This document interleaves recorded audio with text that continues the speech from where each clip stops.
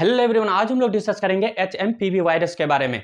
HMP virus क्या होता है, इसका क्या सिम्टम्स वगैरह पाया जाता है, किसको ज़्यादा इफेक्ट करता है और जो है अभी ये बीमारी धीरे धीरे फैल रहा है तो हम लोग को क्या सावधानी बरतना चाहिए। तो इस सब के बारे में आज हम लोग डिटेल से जानेंगे। तो चलिए वीडियो को स्टार्ट करते हैं।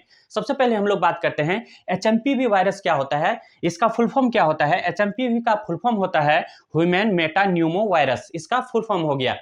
इसके बाद एचएमपी वायरस जो है यह सबसे ज्यादा किसको इफेक्ट करता है, किस उम्र को ज्यादा इफेक्ट करता है। ये जो है एचएमपी वायरस जो होता है, ये जो है अगर कोई इन्फेंट बच्चा है या 5 साल से कम वाला बच्चा है उसको जो है एचएमपी वायरस जो है ये ज्यादा इफेक्ट करता है। इसके बाद नवजात शिशु हो गया, बुजुर्ग आबादी हो गया, कोई बुजुर्ग पेशेंट है उसको दिक्कत कर सकता है। इसके बाद जो है कोई अगर अस्थमा का पेशेंट है या सीओपीडी का पेशेंट है तो उसको परेशानी कर सकता है। इसके बाद जो है अगर कोई इम्यून सिस्टम जिसका कमजोर है उसको परेशानी कर सकता है। तो ये सब पेशेंट को जो है एचएमपी वायरस इफेक्ट करता है। इसके बाद अगर किसी को एचएमपी वायरस का जब इन्फेक्शन होता है तो क्या क्या सिम्टम्स पाया जाता है, सिम्टम्स के बारे में बात करते हैं। सबसे पहला सिम्टम्स पाया जाता है नाक जो होता है वह बंद हो जाता है। सर्दी खांसी, ऐसे नॉर्मली सर्दी खांसी जैसा इसका सिम्टम्स पाया जाता है। तो सबसे पहला कि नाक बंद हो जाता है। इसके बाद जो है खांसी होता है, बुखार आता है। इसके बाद जो है सांस लेने में दिक्कत जैसा स्थिति होता है। इसके बाद जो है घरघराहट जैसा स्थिति होता है। तो ये सब कुछ लक्षण जो है एचएमपीवी वायरस में पाया जाता है। अगर मान लीजिए किसी को एचएमपी वायरस का अगर सिम्टम्स पाया जाता है तो इसको कंफर्म करने के लिए हम लोग क्या डायग्नोस्टिक कर सकते हैं, क्या टेस्ट वगैरह करवा सकते हैं, इसके बारे में बात करते हैं। इसमें जो है हम लोग टेस्ट करवा सकते हैं, आरटी-पीसीआर टेस्ट करवा सकते हैं। ये टेस्ट करने से क्या पता लगता है एचएमपी वायरस है या नहीं है, इससे हम लोग को कंफर्म पता लग जाता है। अगर पता लग जाता है तो उसके कंडीशन के अकॉर्डिंग जो है हम लोग इसका ट्रीटमेंट करते हैं। अगर मान लीजिए किसी को कोई अगर इन्फेक्टेड व्यक्ति है, एचएमपीवी वायरस से कोई इन्फेक्टेड व्यक्ति है, अगर उससे अगर दूसरे को अगर खांसता है या छींकता है, अगर ड्रॉपलेट अगर उसके अंदर में चले जाता है तो उसको जो है 2 से लेकर 5 दिन के भीतर जो है वो व्यक्ति इन्फेक्टेड हो जाता है। और यह जो है यह एक वायरल इन्फेक्शन होता है। और वायरल इन्फेक्शन जो है यह क्या काम करता है, यह शुरुआती स्टेज में जो है पेशेंट को काफी परेशानी करता है और धीरे धीरे जो है यह अपने आप ठीक हो जाता है। तो कितना दिन में अपने आप ठीक हो जाता है, 5 से लेकर 7 दिन के भीतर में जो है यह अपने आप ठीक हो जाता है।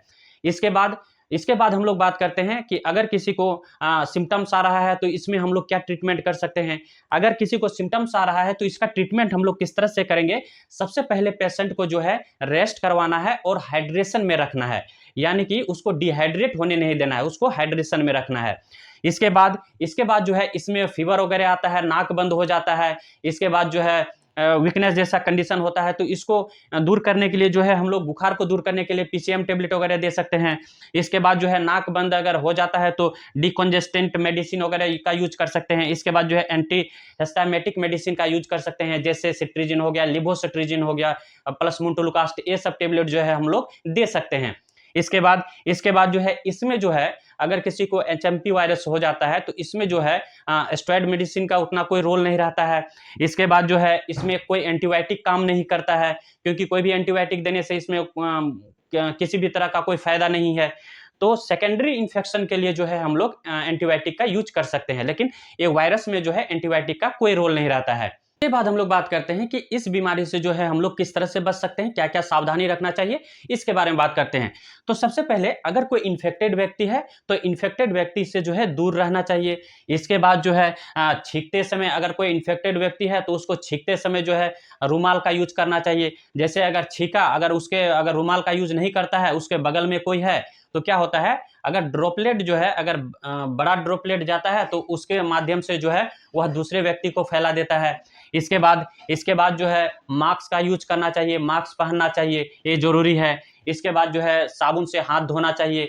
इसके बाद जो है सफाई का विशेष ध्यान रखना चाहिए। तो ये सब के माध्यम से जो है हम लोग एचएमपी वायरस से इन्फेक्शन जो है जब किसी यंग पर्सन को या जिसका इम्यूनिटी ठीक है तो अगर उसको पकड़ता है, उसको एमपीवी वायरस होता है तो उसको जो है उतना परेशानी नहीं करता है।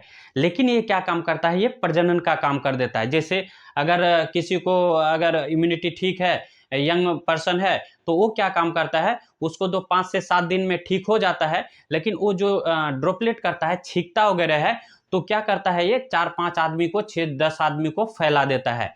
और उसमें से जो जिसका इम्यूनिटी कमजोर रहता है तो वो क्या होता है उसमें ये बीमारी जो है, या बच्चों में अगर बच्चों का संपर्क हो गया, इम्यूनिटी जिसका कमजोर है या अस्थमा का पेशेंट है, अगर कोई मतलब संपर्क में आता है तो उसको जो है ये इन्फेक्शन जो है आसानी से फैला देता है और उसको जो है काफी तकलीफ झेलना पड़ता है, जिससे पेशेंट को काफी तकलीफ झेलना पड़ता है।